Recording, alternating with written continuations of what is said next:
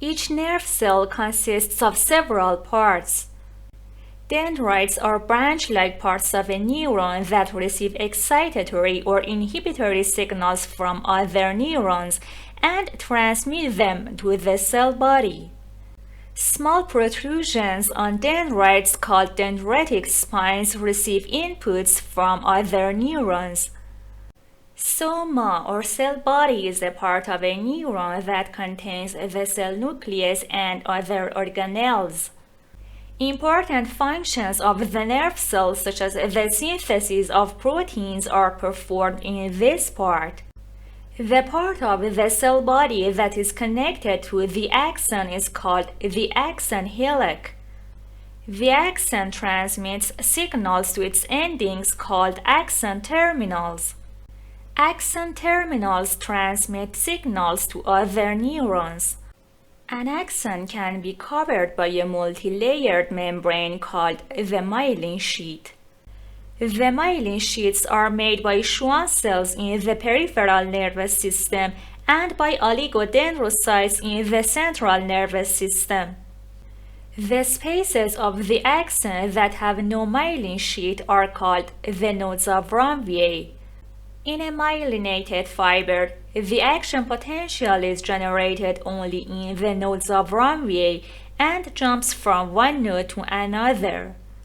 This procedure is called saltatory conduction. Saltatory conduction increases the propagation rate of action potential and saves more metabolic energy.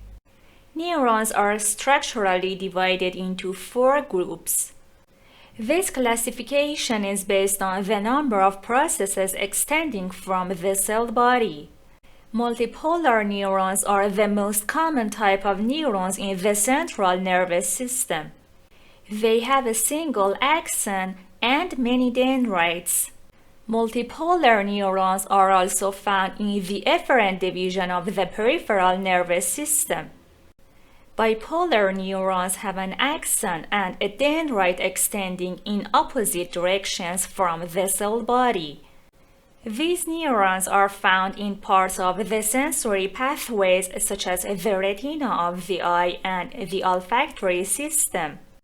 Unipolar neurons, which are mainly found in the afferent division of the peripheral nervous system, have only one process extending from the cell body. This process is called a neurite and branches into other processes.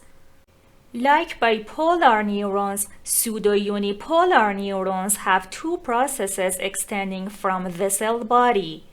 One process goes to the spinal cord and the other goes to the peripheral targets.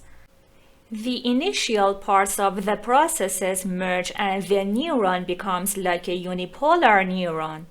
Pseudo-unipolar neurons are found in the sensory ganglia of cranial nerves.